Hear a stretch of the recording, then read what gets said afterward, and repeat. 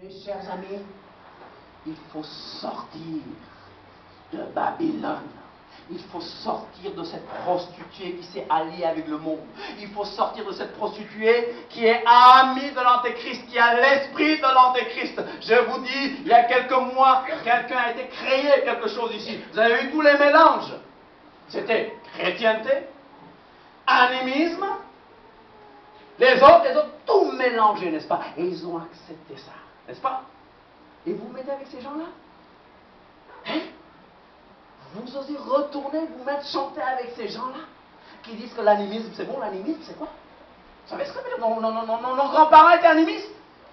Nos grands-parents étaient impliqués dans la sorcellerie. C'est vrai ou c'est pas vrai? Ils faisaient le culte des ancêtres. Nos grands-parents adoraient des démons. Vous voulez retourner à ça? C'est vrai ou c'est pas vrai? Est-ce que vous pouvez vous mettre avec des gens qui croient que Jésus n'est pas ressuscité? Est-ce que vous vous mettez avec des gens qui disent que la Bible a des erreurs?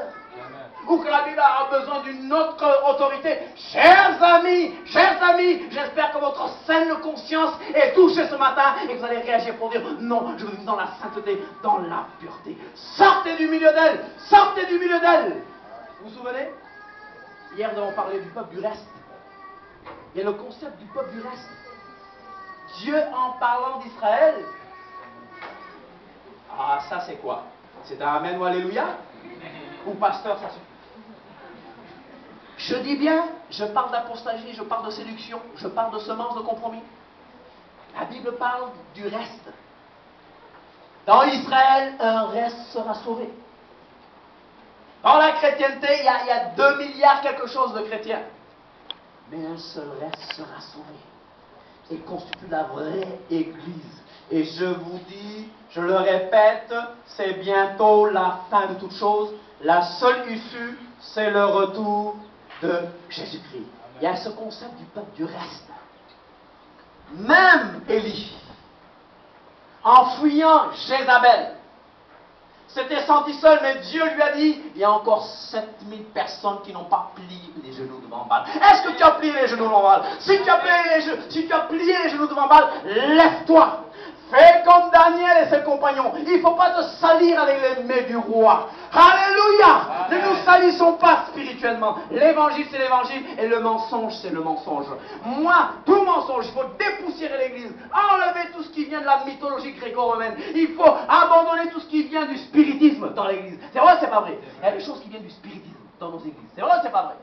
Il y a des choses qui sont les vestiges du romanisme. Il faut enlever tout ça. Il y a des choses qui sont les vestiges de la sorcellerie. Il y a beaucoup qui croient plus à la puissance des sorciers qu'à la puissance de Dieu. Chers amis, quand tu reçois l'évangile, tu as une autodélivrance. On a souvent besoin d'exorcisme, c'est vrai.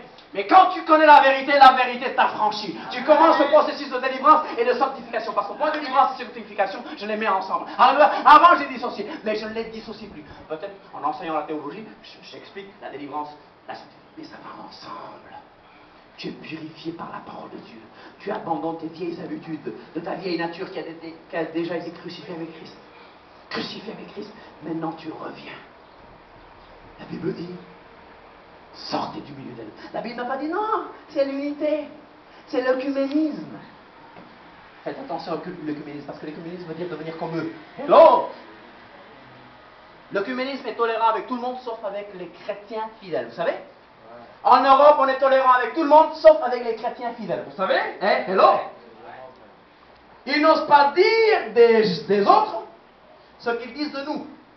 Parce que eux, ils prennent des armes, ils se battent, ils mettent des bombes.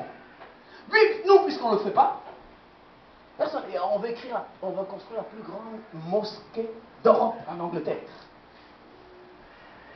Mais ça vient d'une secte. Plus grande, avec 70 000 personnes. Très peu de gens réagissent. Mais quand les évangéliques achètent un cinéma ou quelque chose, on nous critique. C'est vrai ou c'est pas vrai? C'est vrai ou c'est pas vrai? On nous traite pas. Vous savez, le roi d'Arabie Saoudite a initié une conférence, vous avez suivi, à l'ONU sur la tolérance religieuse. Roi d'Arabie Saoudite. D'accord, vous avez suivi? Vous n'avez pas suivi? Tolérance religieuse. Il y avait Bush, il y avait tous ces gens-là. Tolérance. L'Arabie Saoudite qui parle de tolérance religieuse, c'est le monde à l'envers. Tolérance religieuse. On n'a pas le droit de construire des églises.